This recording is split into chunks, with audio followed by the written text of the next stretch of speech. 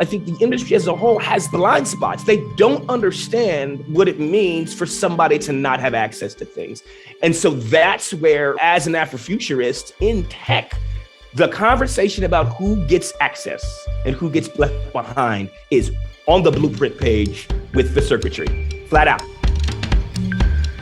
Hi, I'm Taylor Owen, and this is Big Tech.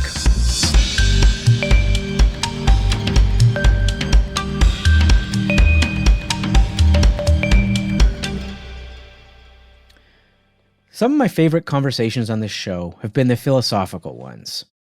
Tech issues are rarely ever just tech issues, and understanding them requires broader intellectual and even philosophical frameworks. Ron Deibert thought this might be classic republicanism. Stephen Croft thought it could be religion or spirituality. And Brandon Ogbunu thinks it could be Afrofuturism. Afrofuturism is described as hard to define but easy to spot. It's an aesthetic, a philosophy, and some even call it a movement. From Octavia Butler's science fiction novels and Sun Ra's album Space is the Place, to probably its biggest, most popular iteration yet, Black Panther. I have great things to show you, brother. Here are your communication devices for Korea. Unlimited range, also equipped with audio surveillance system. Check these out. What unifies Afrofuturism is how it centers the Black diaspora in imagining the future. And it forces us to think about how technology intersects with questions of power, inequity, and justice. Brandon Ogbunu is a computational biologist, a Yale professor, and a technologist.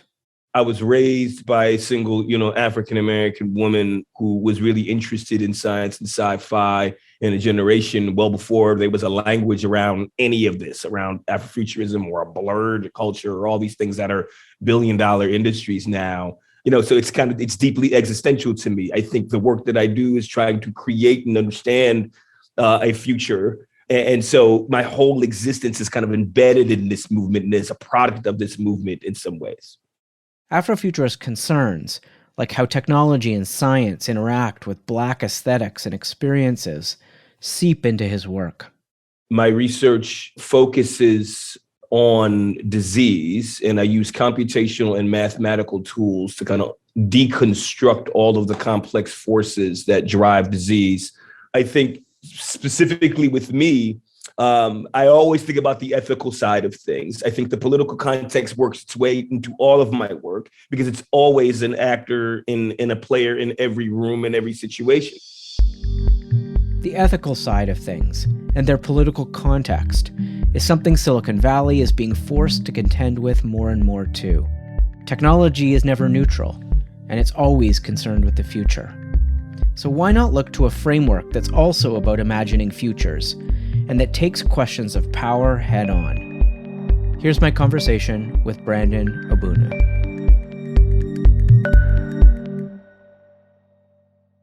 Afrofuturism seems to be a pretty difficult concept to pin down, and I wonder why you think that is. It really seems to pull on all sorts of genres and discourses and people, and I wonder whether that's intrinsic to its value. Yeah, I think that the flexibility and the breadth of it is a strength.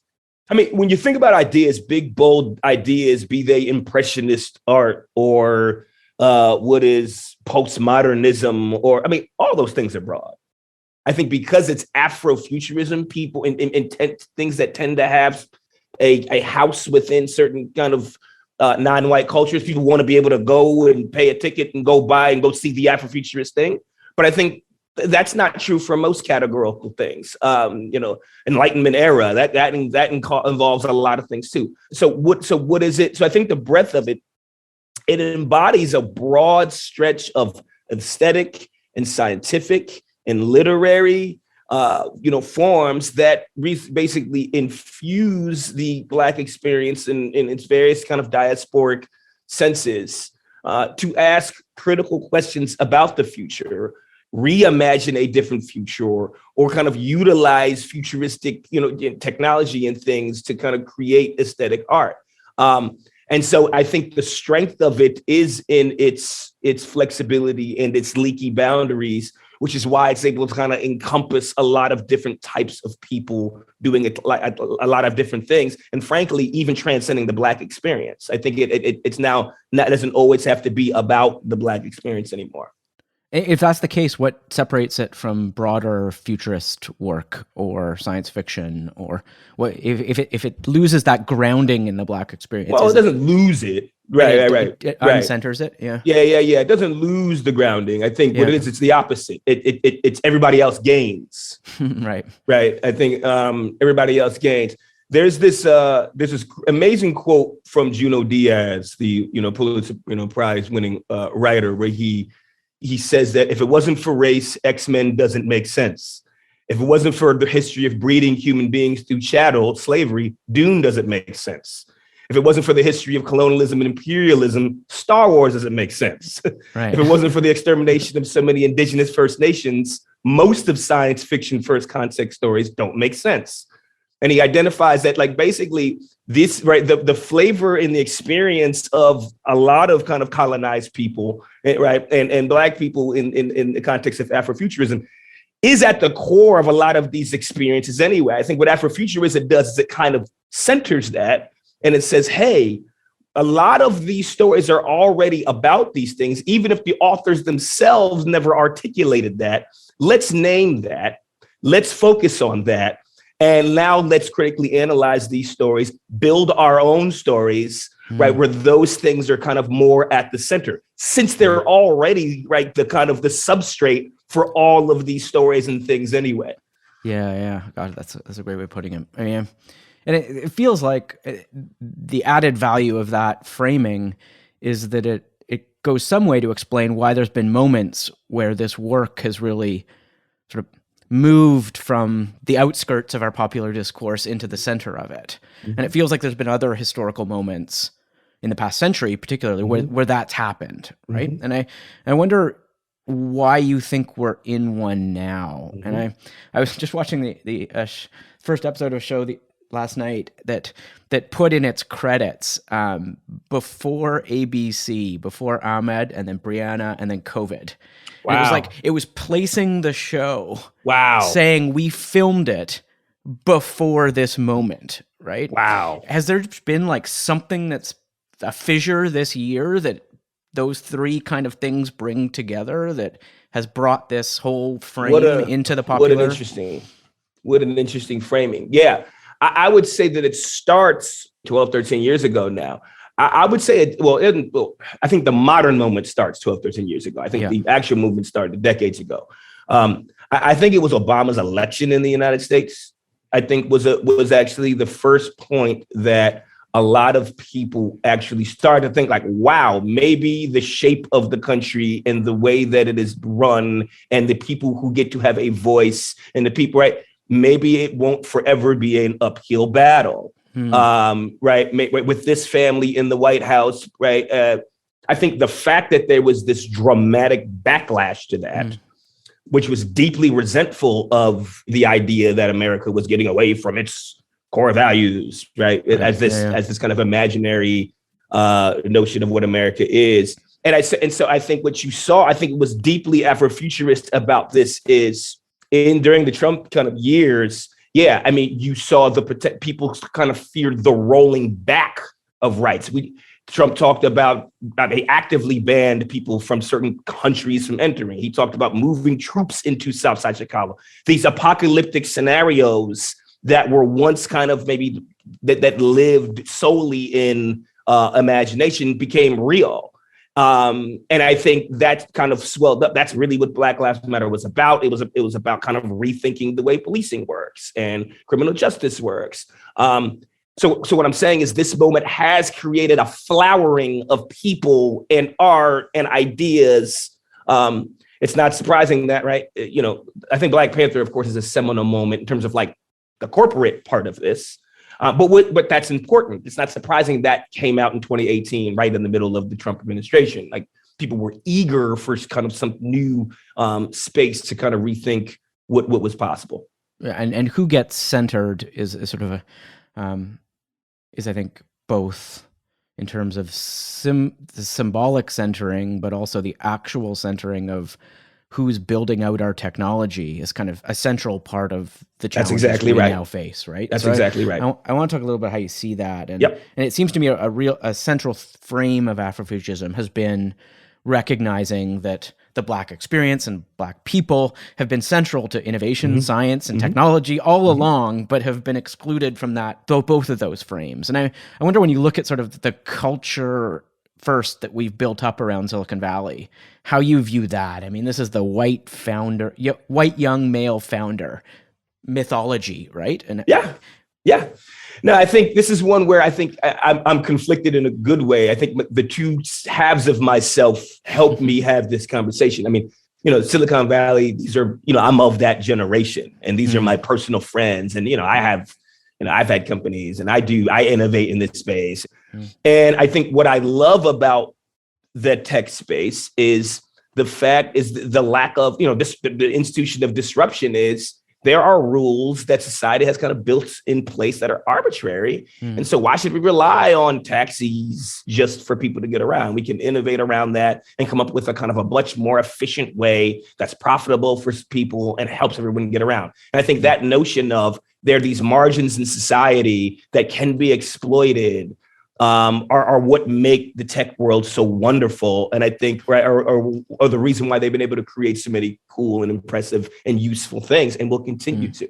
I think the problem with that demographic, however, with people who operate there is you kind of have to have a type of optimism to work that way. It's kind of almost adorably optimistic, endlessly, effusively optimistic about possibility. And so, frankly, I think the industry as a whole has this problem with the notion that their barriers, right? They have blind spots. They don't understand what it means for somebody to not have access to things. And because they're so optimistic about the way a self-driving car will work and all the problems it can help, they're not reflexively ever going to think about the people that could be left behind. It's just not part of the thought process up front, right? And so that's where, right, as an Afrofuturist and people who are familiar with that framework in tech, the conversation about who gets access and who gets left behind is on the blueprint page with the circuitry, flat out. Before you've thought about anything, before the code is written, you've thought about, okay, well, does discrimination actually happen in Uber? And it does. Right. So I think that's where that industry has had blind spots and really can benefit from people, with this type of perspective. I recently spoke to Laura Murphy, who did the audit of Facebook. I don't know if you saw that, the human rights audit of Facebook. She's a sort of former ACLU legal thinker. And a big theme that comes out of that type of approach is that, and you see this in other sectors as well, clearly, that lack of diversity changes what you are as a company, what you build, all of these things. But I'm wondering if you think that's enough. I mean, do you think that if there were more people with a broader range of experiences sitting in Facebook or Uber, as you say, do you think they'd build something different? Well, no, but it's a start. It's a start. And I think it's certainly, and I think an important start. So no, I think, and there are debates about, who is the right type of representation to have. And I think what I hear tech people often doing in this conversation is doing the thing where they try to derail the conversation by saying, well, what do you mean by diversity? What do you mean by what are these people? No. Exactly who and exactly, right. Exactly who. I find that's a relevant conversation to have, but that's not a reason to continue doing the things the way we're doing them. So whatever thing we over dinner or over drinks we come up with for the type of representation we want, I think that is a critical first step. Because my blind spots, for example, I mean, I just wrote an article about data in the HIV/AIDS pandemic. And, I think about my own blind spots with regards to the LGBTQ community, you know what I mean? And I think about the things that I missed through the years, even as an African-American in low-income housing, you know what I'm saying? So my point is the different voices do offer lenses that are critical for being able to think about this. And if you look at a lot of these amazing technologies, from facial recognition to predictive policing and all this other stuff, and you know, to self-driving cars, to Uber, all of these things have elements where if you don't have someone in the room who understands what it means to get passed over by a taxi, right? If that's not something that you have, then that's going to be a serious problem. You're going to miss out on a perspective that could have allowed that, that device to be used more effectively by more people.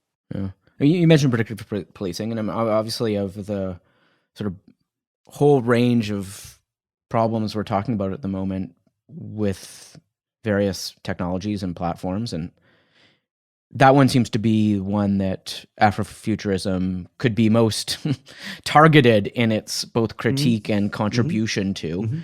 And I wonder how you see sort of algorithmic bias and bias in AI systems, and maybe particularly in facial recognition technology, where we're now actually seeing some companies sort of step back from the deployment of this technology because of outside thinkers and academics and journalists pointing out the core biases here. And is that a sign that this broader lens is actually working? No, these things, I think algorithmic bias is just a direct kind of offspring of the Afrofuturist perspective, and it's all of it. Because, if you look at, there's literature where kind of allusions to these types of things kind of have existed for so long. So the notion that a computer, right, is going to be responsible for giving bail, or, with no human behind it, or in the context of anti-terrorism, right, hunting down or arresting people, is, I think anybody with any Afrofuturist leanings, anybody who's with any Afrofuturist leaning, number one, and anybody who is familiar with technology and has ever been racially profiled, right, would immediately see the problems there. I think the reason why this stuff was not a part of the conversation up front is because the people designing the technology have never been affected by it. Being mistaken for somebody else in a criminal context, there's humiliating, and then there's 30,000 feet, and then there's that. It's just like, it's deeply existentially damaging in this type of way. And in the context of algorithmic bias, there's nobody even to blame anymore, right? So to speak, right? So basically, you've punted responsibility to an algorithm, right? Which now automatically strips everyone. So we talk about George Floyd, right? In the context of George Floyd, there was somebody we could take to trial. That accountability is gone, essentially, right? Yeah. When you're talking about an algorithm. So I think this perspective that thinks about who's going to get left behind, what's going to happen when it breaks, who loses jobs when it's built, right? I think all of these dimensions are things that flow naturally out of an Afrofuturistic perspective that, again, is centering kind of the history and the present with regards to Black people, and is basically now transposing that onto how the future will be built vis-a-vis modern technology and big tech. Yeah, like as you point out, the criminal justice system is like ground zero for a lot of this conversation, right? Yeah, well, I think that any algorithmic system, right, where you have that relies on input data that's supposed to build a predictive system for an individual, we have to be extremely careful about the type of data being used. And I think there's a lot of data in psychology going back decades with regards to stereotype, that when it comes to Black faces and Black characteristics, the diversity within Black people is just washed out. Like, people just they migrate all the differences towards a stereotype. And that is the thing that most people use when they're kind of dealing with an individual. And what you see is the algorithmization of that. If you look at kind of the facial recognition data in particular, there was just this underrepresentation of the details of Black people's faces and shapes and bodies, which are no less variant, right, than any other types of faces. So, right, when you take that type of problem and too little data, because again, the people designing the algorithms don't have an appreciation for that type of diversity, you create a perfect storm for individuals to be mistakenly arrested because the algorithm flatly does not have enough information to properly kind of, disambiguate one face from another. And even it feels like dermatology, right? What's fascinating is so my point is these are just the algorithmization of problems that exist. Dermatology has these like skin complexion scales. If you actually look at the complexion scales, it appreciates a much wider diversity of kind of white people's skin color. Yeah. I think like Brad Pitt is considered light brown on the scale, but then like, right, or something like, I mean, I'm serious. And then, but like black people are kind of like lumped into like two categories. Yeah. You know what I'm saying? When in fact, the gradient, right, if you actually have a fair gradient, right, you would have kind of distribution across kind of skin hues. And basically, if you take that and you put it in terms of an algorithm, well, then you're going to get a lot of mistakes. But even that framing, which I think is one that in many ways is a framing that's being driven by tech companies themselves, which is this isn't a core problem in our technology, it's a data problem. And so in response to some of the image data set biases in Google's data set, for example, they've made deals with African countries to get access to databases of faces, right? So more data will therefore solve this problem. And I feel like as we project into the future, which many of these companies clearly do and are, I mean, this rebranding of Facebook as a metaverse company is a futurist reframing because that thing doesn't exist yet. Right. And it's one based on collecting vastly more data than we currently collect in the hopes that reality will be reflected in that future world. Yep. So when you look at some of these projections these companies are making, how do you use your futurist lens on what they are proposing and doing? Yeah, I mean, I think, and I just flatly the notion that the technology is independent of the the data and the things that you're using to build it. That doesn't even make engineering sense. Right. I think the data that's being used is a part of the basic structure of the technology. But moreover, more broadly, with regards to the way that these technologies are being considered, I think we point again. This is the thing. Even for the colleagues and friends of mine in this industry who are nice people, and I think that they are, and I really think that they do mean well, and I think that they really look to disruption as a way to kind of create equity. And I understand that social and political leaning and lens. I really do.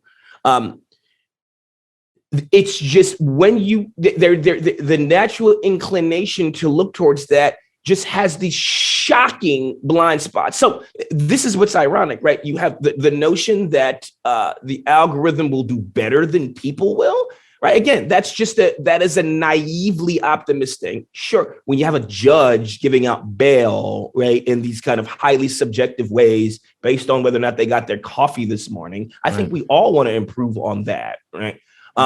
But the notion is you must have somebody who's been negatively affected by that outcome in the room if you are going to have, a conversation about how to build an equitable, algorithmic driven bail process. And the last thing I'll say about this is I think tech in this way can borrow from Hollywood's model, which is not by no means great and historically has been also broken.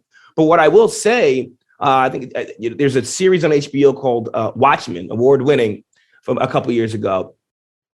And I listened to David Lindelof, and what was amazing about the way he described the process of building that show, and it sounded a lot like a cocky, successful white guy at first, but he talks about he had to allow himself to be uncomfortable in the writer's room.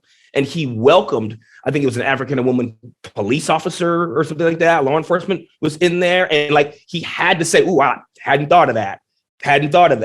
And I'm not saying he's perfect or the show is perfect, but I really appreciated the fact that you have this person who has been enormously successful, got a pot of money, really could have just sprinted to make this thing himself, frankly. But he welcomed these other voices in the room, and it led to a product that was outstanding. I think tech needs a similar model right? Where you have actual voices of people affected by the issue. And that would be a way we could kind of imagine these futures without these blind spots up front. And of course, tech companies and the tech industry in various forms is now extending much beyond just the building of sort of tools and products and getting into spaces that are much closer to your academic world around predictive genetics, gene editing, various biotech forms that are now sort of bringing the body into, in a literal way, into the building of companies and systems and tools.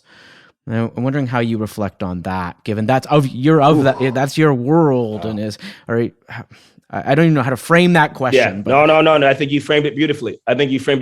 So this is the one that I think about the most. And I think my work directly intersects with, and I think my actual laboratory work doesn't squarely deal with the political side of this, but it does indirectly.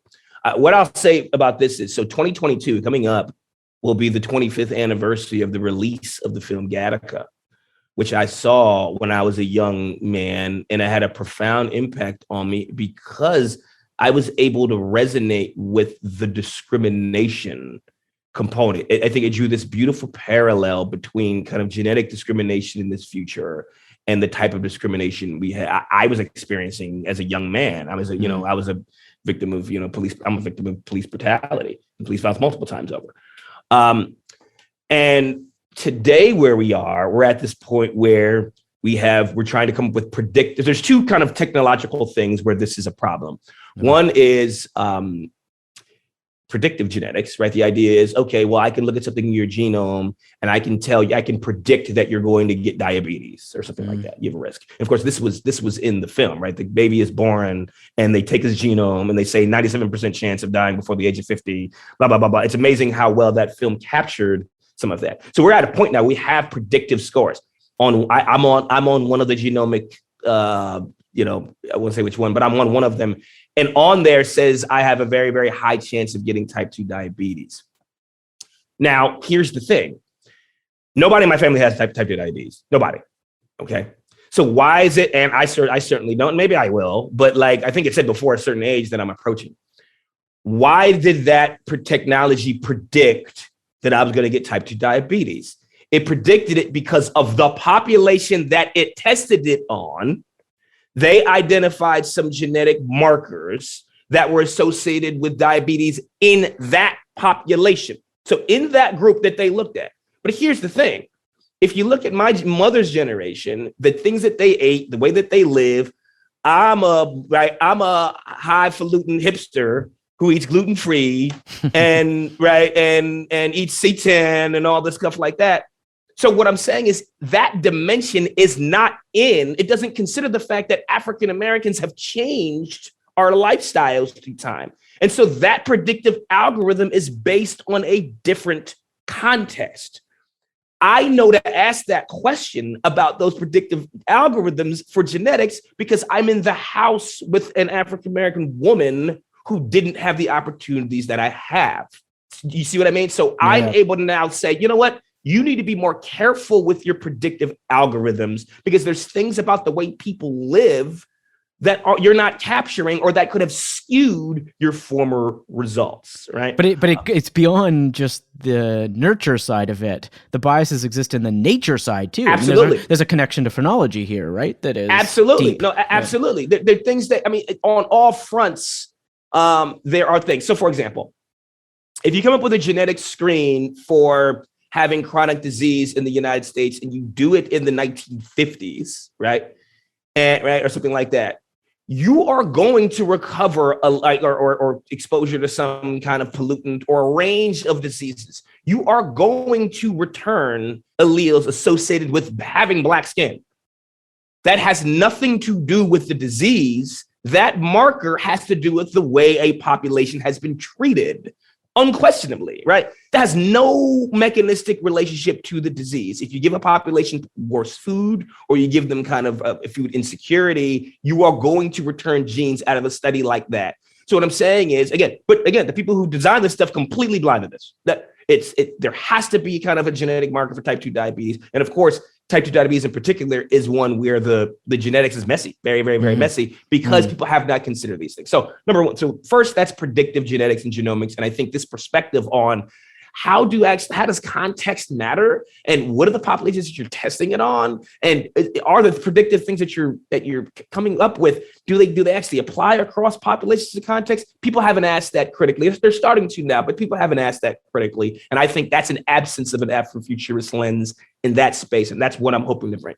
The second arena is CRISPR, is genetic modification, okay, which is related in some ways, because the idea there is, all right, well, there's going to be certain alleles or mutations that are associated with good outcomes, and I want my kid to have a good outcome. So, right, fix my children so they can have a good outcome, right?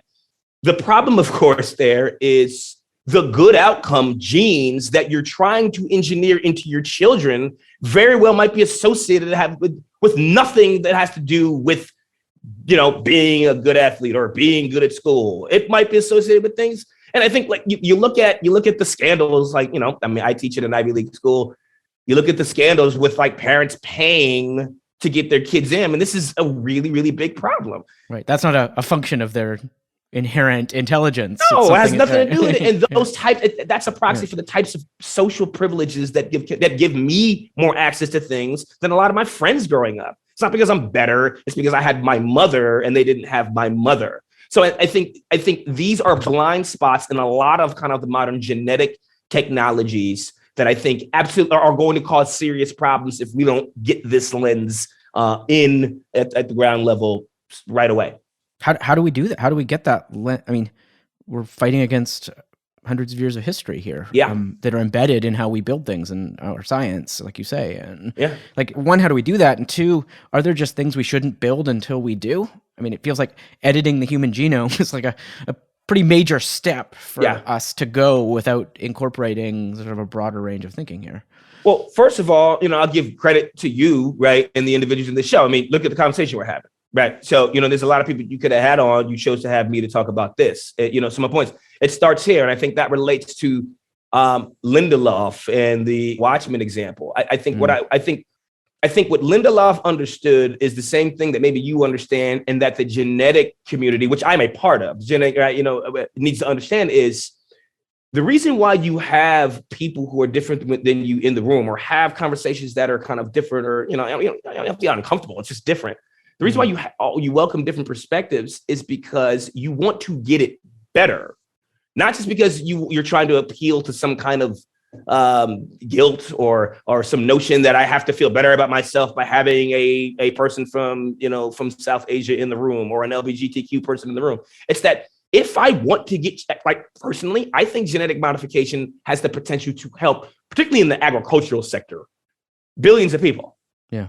So I think I'm a GM. I mean, I'm not so much a fanatic, but I'm with it as a technology. But if you want to talk about, right, why girls don't do well in math or something like that, right, and wiring that, like, we have decades of data to talk about the way that women have been denied opportunities. I was raised by a woman smarter than I was. I mean, do you honestly think the difference between me and my mother is genetic? And that's why I got to be a fancy professor and she lived most of her life struggling?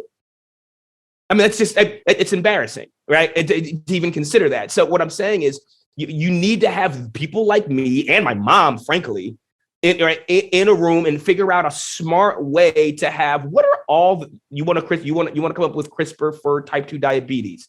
What are all the things that actually can influence type 2 diabetes risk? Have you accounted for food deserts? Have you accounted for education? Have you accounted for all of these things which can influence what the diet and the health consequences are of people? If those people aren't in the room, and they aren't, then you're going to get it wrong. And if you get it wrong, nobody wins. That's not even good for the financial part of the company. So that would be my kind of analogy that I draw, and I think is part of the solution.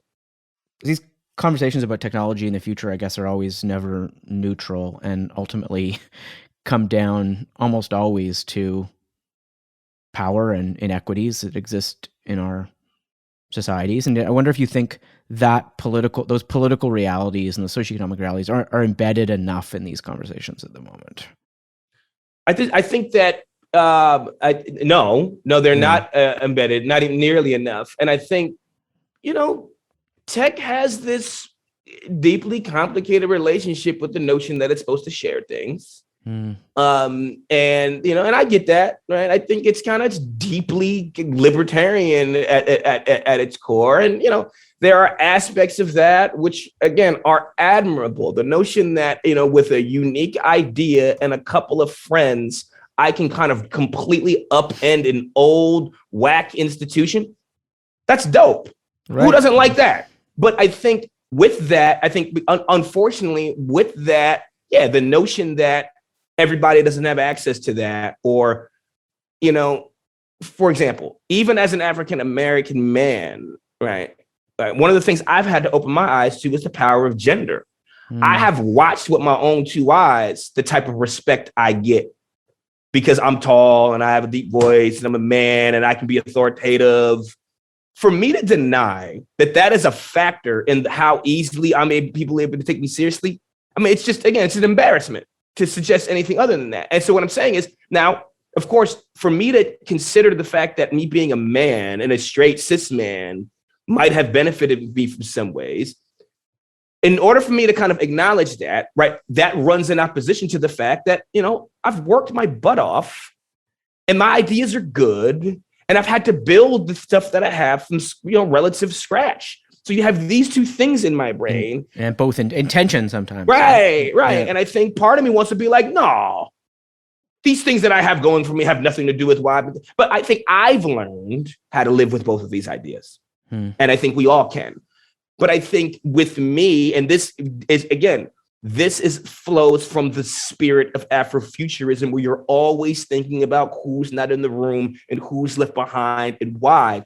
I'm always thinking about, there are definitely people in this society with my talent, and they don't get to do the things that I do. So how can I rewire society? And I think I've worked that into my tech ethic. Like, that's when tech has made it, when everybody can, and I think, the world's a worse place because my mom didn't get the opportunity to contribute to science. She would have been better than I would have been if she had the opportunity. So how can I actually get the most innovation out of the most people?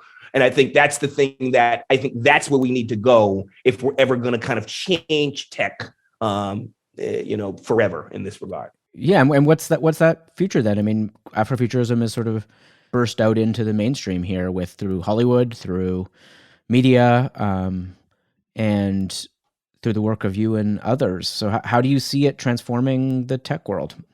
Yeah, no, I think a lot of kind of Black artistic creations, right, have been about, even hip hop, right? Even hip hop's deeply, bragging culture about the things that I have and the house that I have, even that kind of stuff has an Afrofuturist element, because it's not about where you're living, it's about what your ambition is. You think about you think about Biggie Smalls' first single, Juicy. That is absolutely not about where he's living. It's about like this world that he wishes he had. So this aspirational kind of component, I think is key. And so my point is, art will always lead the charge, because art can always kind of create these types of ambitions, right? So, and I think Black Panther was important. I think it's, it's $1 billion industry, and it's Marvel, and it's hyper-capitalist, but I think that created this vision of a technological future. Now you have, right, a cultural framework for people to think about what it means for Shuri to be kind of, I think her and Tony Stark, the smartest people in the Marvel universe. You have curricula being developed around that. So I think those cultural and artistic things are an important first step and have to happen.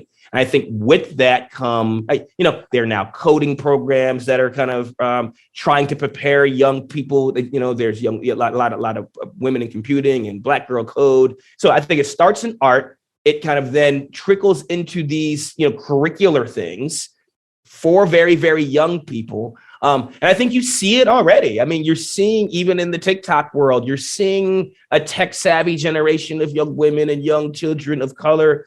And I think with that, what you want it with Afrofuturism in the positive sense, in the ameliorative sense, what we hope to create is lifting of the sense of impossibility and constraint. We want children, Black children, poor children, indigenous children, to now begin to think that there aren't limits to what I can do. And they have the means through curriculum, through access, through resources to be able to build things. So hopefully we have a lot of companies that are going to be coming up, startups from, little Black high school kids, the way you have from white high school kids for generations. We want to see that because they have the means, the access, and the knowledge, and the sense of possibility. So I'm hopeful for it. Again, it starts with these kind of artistic imaginations that have filtered into the public. And now I think it's time for people like me and you and all of us to help to kind of do what we can to create this possibility for young people.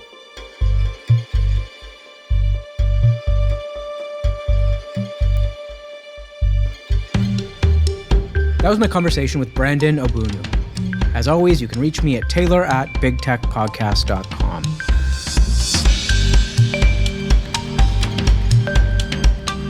Big Tech is presented by the Center for International Governance Innovation in association with Antica Productions. The show is produced by Trevor Hunsberger, Debbie Pacheco, and Mitchell Stewart, with associate producer Dania Ali. Please consider subscribing on Apple Podcasts, Spotify, or wherever you get your podcasts. We release new episodes on Thursdays every week.